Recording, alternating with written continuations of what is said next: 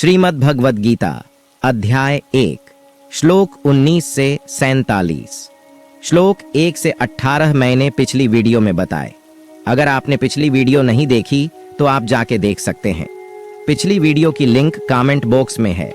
और अब श्लोक 19 से 47। श्लोक 19। सघोषो धार्तराष्ट्राणाम हृदयानि व्यधारयत नभश्च पृथिवीं चैव तुमुलोभ्यनुनादयन्। हे धृतराष्ट्र, इन शंखों से उत्पन्न ध्वनि द्वारा आकाश और धरती के बीच हुई गर्जना ने आपके पुत्रों के हृदयों को विदीर्ण कर दिया। श्लोक 20। अथ व्यवस्थितान् दृष्ट्वा धार्तराष्ट्रान् कपिध्वज प्रवृत्ते शस्त्र संपाते धनुरुद्यम्य पांडव ऋषिकेशम तदा वाक्यमिद्माह महीपते। उस समय हनुमान के चिन्ह की ध्वजा लगे रथ पर आसीन पांडुपुत्र अर्जुन अपना धनुष उठाकर बाण चलाने के लिए उद्यत दिखाई दिया। हे राजन, आपके पुत्रों को अपने विरुद्ध व्यूह रचना में खड़े देखकर अर्जुन ने श्री कृष्ण से यह वचन कहे। श्लोक 21 और 22। सेनयोरुभयोर मध्ये रथम स्थापय मेच्युत यावदेता निरीक्षे हम योद्ध कामान अवस्थितान कैर्मया सह योद्धव्यमस्मिन् रणसमुद्य में। अर्जुन ने कहा, हे अच्युत, मेरा रथ दोनों सेनाओं के बीच खड़ा करने की कृपा करें ताकि मैं यहाँ एकत्रित युद्ध करने की इच्छा रखने वाले योद्धाओं जिनके साथ मुझे इस महासंग्राम में युद्ध करना है को देख सकूं। श्लोक 23। योत्स्यमानान्वेक्ष्यहं य एतैत्र समागता धार्तराष्ट्रस्य दुर्बुद्धे युद्धे प्रिय चिकीर्षव। मैं उन लोगों को देखने का इच्छुक हूं जो यहाँ पर धृतराष्ट्र के दुष्चरित्र पुत्रों को प्रसन्न करने की इच्छा से युद्ध लड़ने के लिए एकत्रित हुए हैं। श्लोक 24। संजय उवाच एव मुक्तो हृषिकेशो गुडाकेशेन भारत सैन्योरुभयोर मध्ये स्थापयित्वा रथोत्तमम्।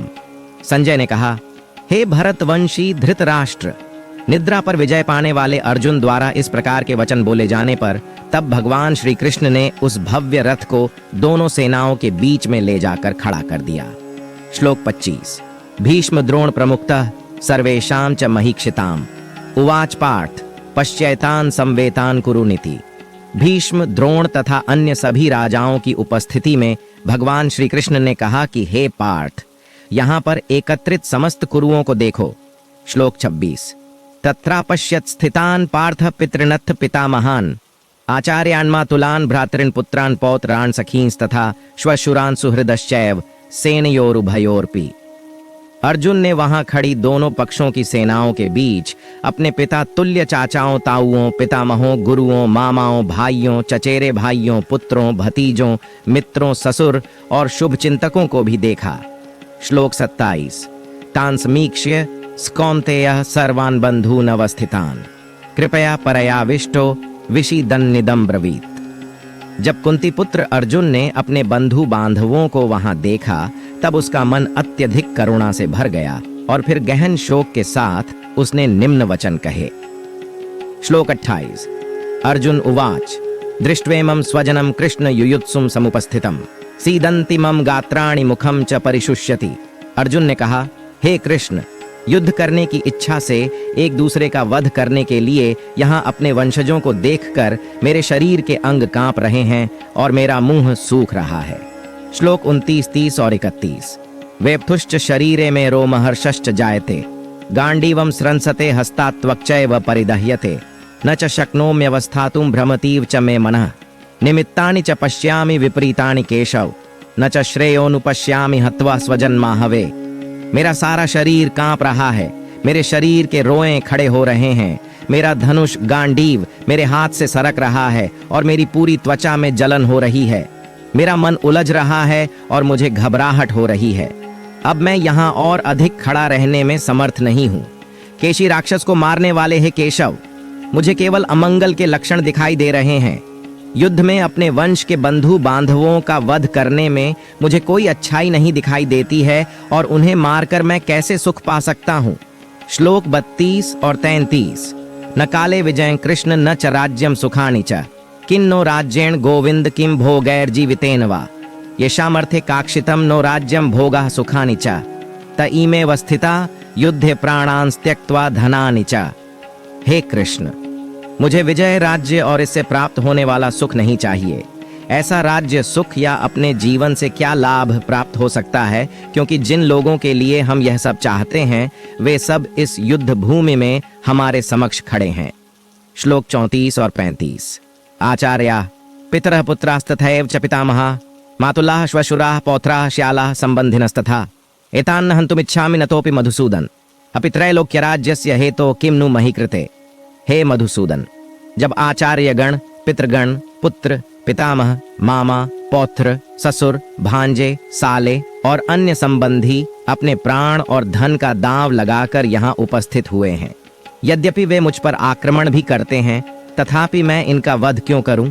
यदि फिर भी हम धृतराष्ट्र के पुत्रों का वध करते हैं, तब भले ही इससे हमें पृथ्वी के अलावा तीनों लोक भी प्राप्त क्यों न होते हों, तब भी उन्हें मारने से हमें सुख कैसे प्राप्त होगा। श्लोक 36 और 37। निहत्य धार्त राष्ट्रान्नः का प्रीतिः स्यात् जनार्दन पाप में वाश्रये दस्मान हत्वैतानाततायिनः तस्मान्नार्हा वयम हन्तुम धार्त राष्ट्रान् स्वबान्धवान् स्वजनम ही कथम हत्वा सुखिनः स्याम माधव। हे समस्त जीवों के पालक, धृतराष्ट्र के पुत्रों का वध करके हमें क्या सुख प्राप्त होगा? यद्यपि वे सब अत्याचारी हैं, फिर भी यदि हम उनका वध करते हैं तब निश्चय ही उन्हें मारने का हमें पाप लगेगा। इसलिए अपने चचेरे भाइयों, धृतराष्ट्र के पुत्रों और मित्रों सहित अपने स्वजनों का वध करना हमारे लिए किसी भी दृष्टि से उचित नहीं है। हे माधव, इस प्रकार अपने वंशजों का वध कर हम सुख की आशा कैसे कर सकते हैं। श्लोक 38 और 39। यद्यप्येते न पश्यन्ति लोभोपहत चेतसः कुलक्षय कृतं दोषम मित्रद्रोहे च पातकम् कथम न झेयमस्माभिः पापादस्मा निवर्तितुम कुलक्षय कृतं दोषम प्रपश्यद्भिर्जनार्दन।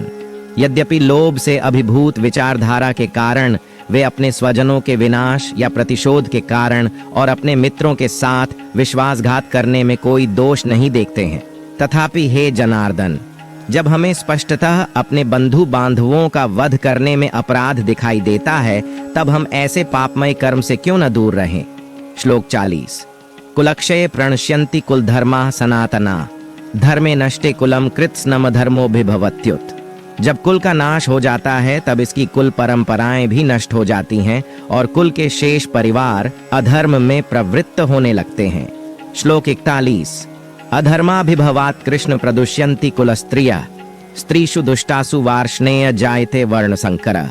अधर्म की प्रबलता के साथ हे कृष्ण, कुल की स्त्रियां दूषित हो जाती हैं और स्त्रियों के दुराचारिणी होने से हे वृषनिवंशी अवांछित संतानें जन्म लेती हैं। श्लोक 42।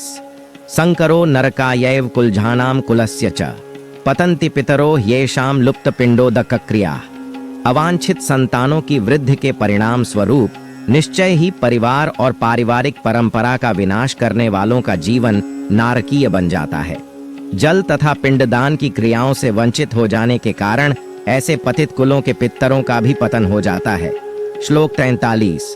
दोषैरे तैः कुलजानां वर्ण संकर कारकै उत्साद्यन्ते जाति धर्मा कुल धर्माश्च शाश्वता। अपने दुष्कर्मों से कुल परंपरा का विनाश करने वाले दुराचारियों के कारण समाज में अवांछित संतानों की वृद्धि होती है और विविध प्रकार की सामुदायिक और परिवार कल्याण की गतिविधियों का भी विनाश हो जाता है। श्लोक 44।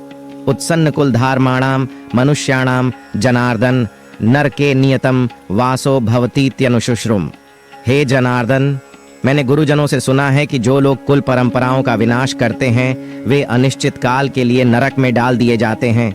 श्लोक 45 और 46। अहोबत महत पापम कर्तुं व्यवसिता वयम यद्राज्य सुखलोभेन हन्तुं स्वजन मुद्यता।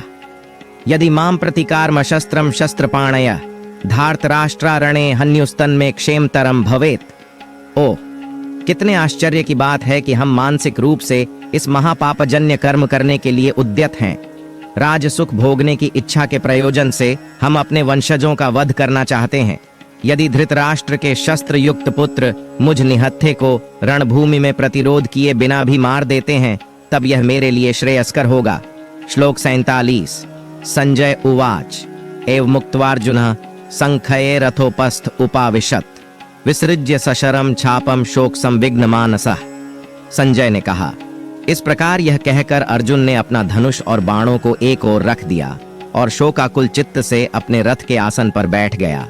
उसका मन व्यथा और दुख से भर गया। ये थे श्रीमद् भगवद गीता के 47 श्लोक। श्रीमद् भगवद गीता के अध्याय 1 में 47 श्लोक हैं। अगला अध्याय अगली वीडियो में। वीडियो कैसा लगा कमेंट करके अवश्य बताएं। ऐसी ही वीडियो देखने के लिए मेरे चैनल को सब्सक्राइब अवश्य करें। धन्यवाद। बोलो जय श्री कृष्ण।